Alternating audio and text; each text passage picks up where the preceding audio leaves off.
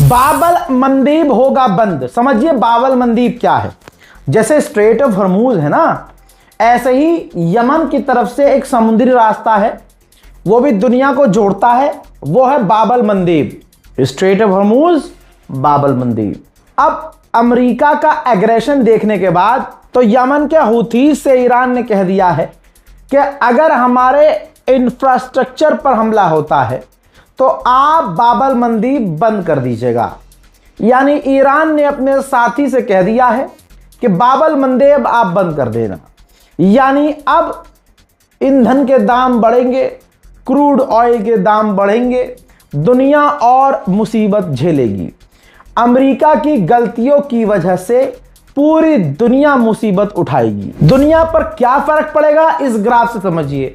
ये दो रास्ते हैं। ईरान का जो स्ट्रेट ऑफ हॉर्मूज है, 27% मरीन टाइम ऑयल ट्रेड वहां से होता है, 20% वहां से पूरी दुनिया भर के लिए LNG निकलता है, LNG ट्रेड होता है। अब आइए नीचे बाबल मंदेब की तरफ।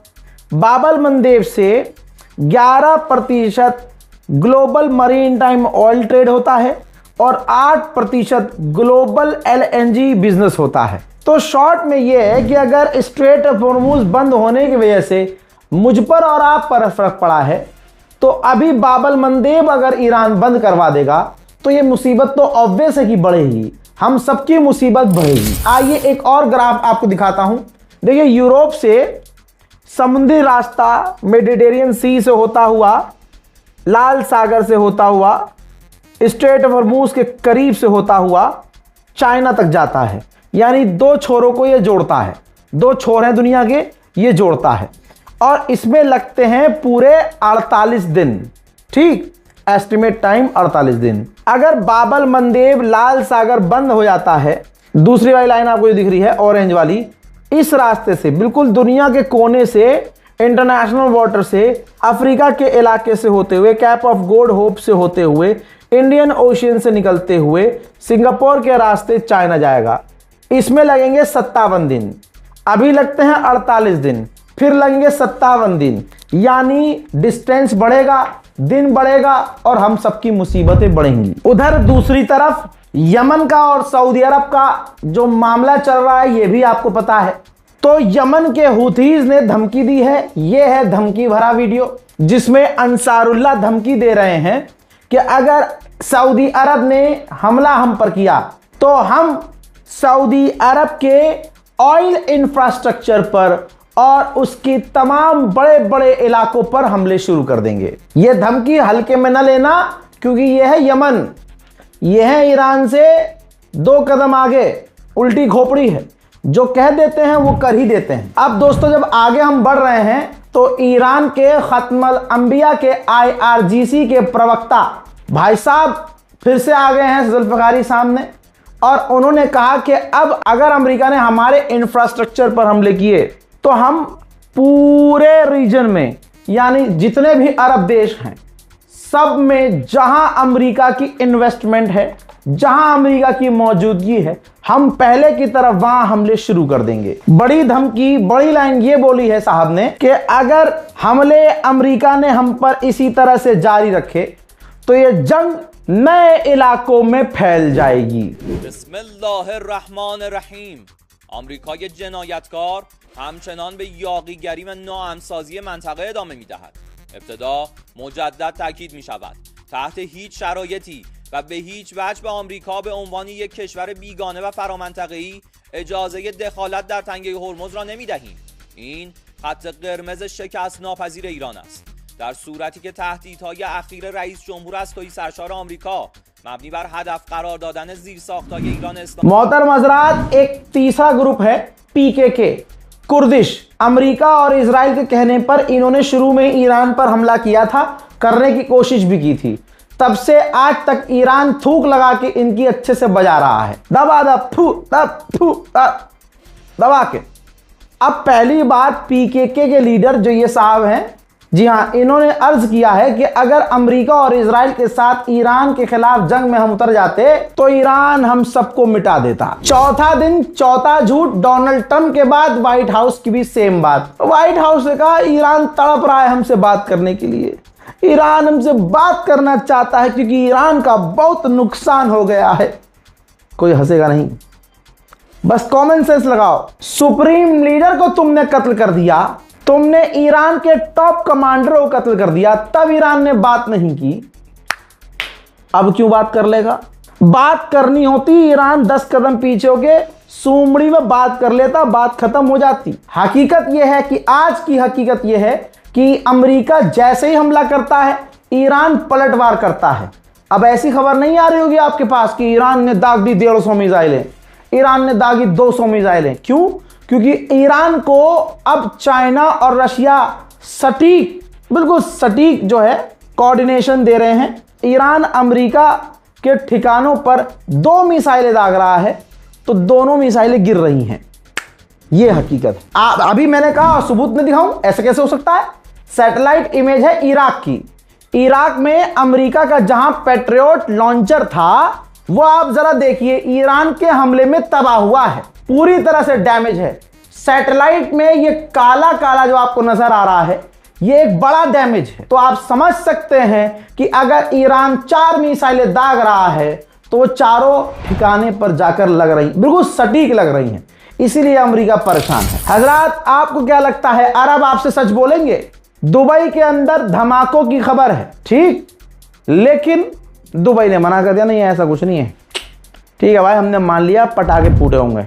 हजरात मोहतरम, अमेरिका के सिर्फ 27% लोग मानते हैं कि ईरान से जंग सही है, वरना सभी का यह कहना है कि ईरान से जंग गलत हुई है। उधर सऊदी अरब का 4 दिन में गुड़गांव फट गया है। अब सऊदी अरब हुथी से मीडिएशन चाहता है कि बातचीत हो जाए और टेंशन हमारी कम हो जाए, वरना इधर से बिस्मिल्लाह पढ़ेगा हुथी और उधर से ईरान तो इन्ना लिल्लाह पढ़ ही रहा है। मेरे दोस्तों, कमाल की बात सुनिए, ऐसी बारीकी मैं आपको बताता रहता हूं। यमन ने जब सऊदी अरब पर मिसाइलें दागी, 6 मिसाइलें दागी थी, सऊदी अरब की इतनी औकात नहीं है कि वो खुद रोक सके। मैं तभी सर खुजा रहा था। रिपोर्ट अब सामने आई है कि उन 6 मिसाइलों को, ड्रोन्स को रोकने में सऊदी अरब की मदद की है इजराइल ने। तो यानी इजराइल कहीं ना कहीं सऊदी अरब से पूरी तरह से लिंक है, मिला हुआ है मेरे दोस्तों। तो आप किसकी तरफ हैं? आले यहूद की तरफ हैं या आप अपने जेन्युइन ईमान पर हैं? लकीर खिंची हुई है अभी भी। एक तरफ गद्दारी है, बेवफाई है, दोगलापन है, एक तरफ इंसानियत है, दीन है, दीन के चाहने वाले हैं और इंसानियत पसंद, इंसाफ पसंद लोग हैं। इस तरफ होना मुश्किल है, इस तरफ होना आसान है।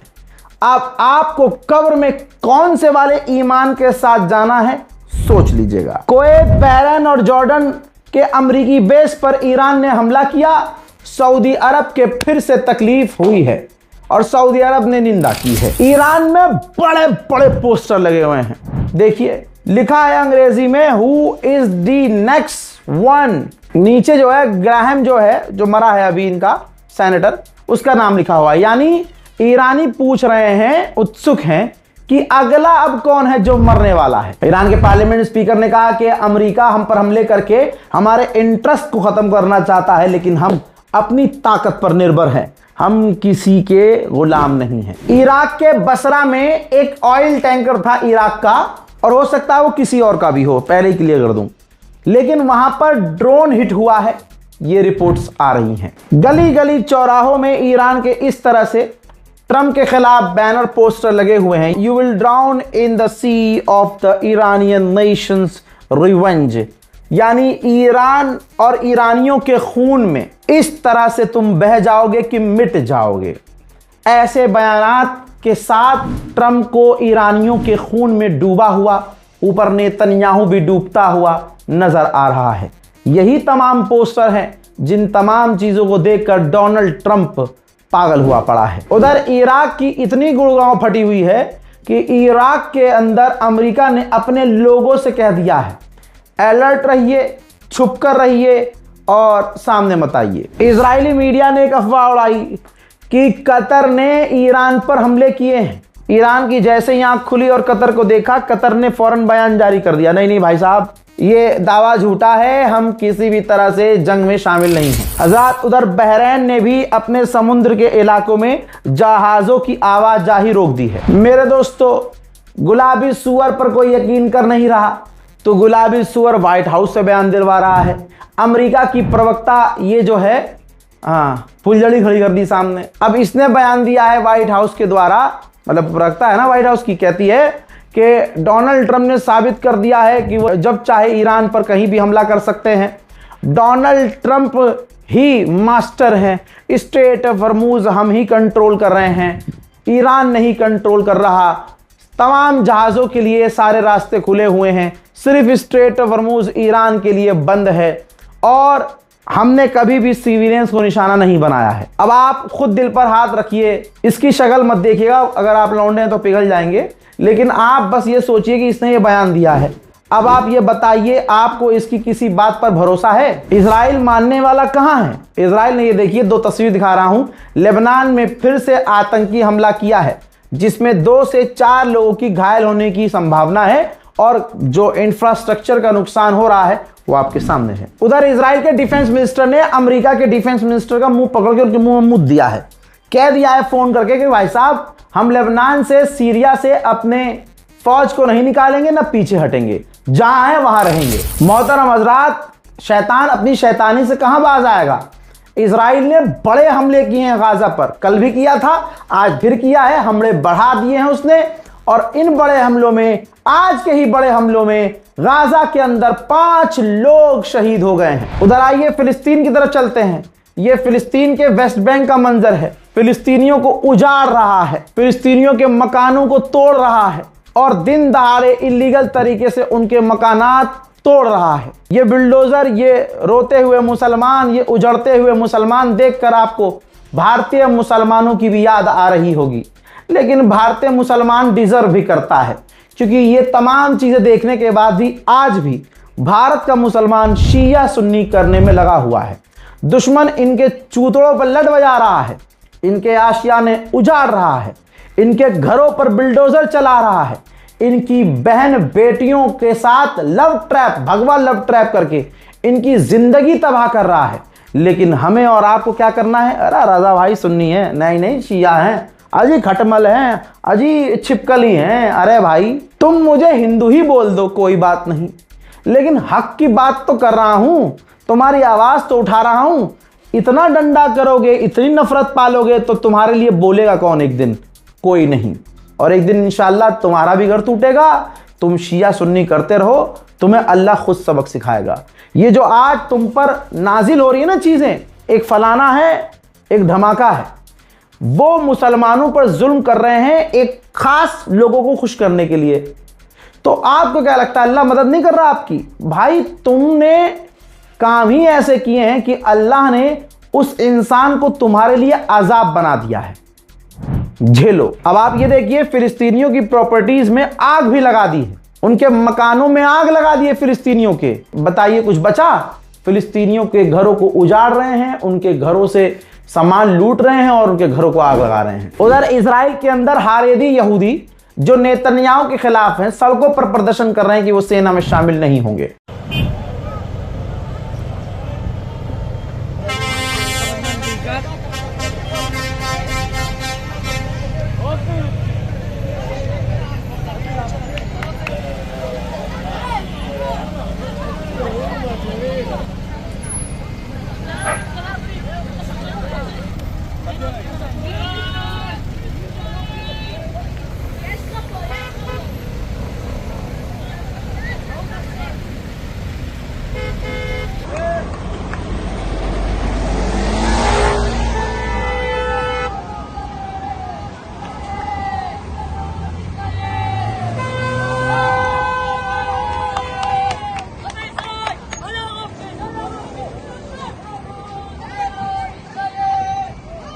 मलेशिया के प्रधानमंत्री ने कहा है कि हम इजराइल को मान्यता नहीं देते, लिहाजा लीगल इलीगल तरीके से हमारे मुल्क में अगर कोई यहूदी नजर आ गया इजरायली तो हम उसे पकड़ेंगे, गिरफ्तार करेंगे और डिपोर्ट कर देंगे। हजरात मोहतरम, पूरी डिटेल रिपोर्ट में फिलहाल के लिए इतना ही। इस रिपोर्ट को शेयर कीजिएगा, दुआओं में याद रखिएगा, चैनल को सब्सक्राइब कीजिएगा।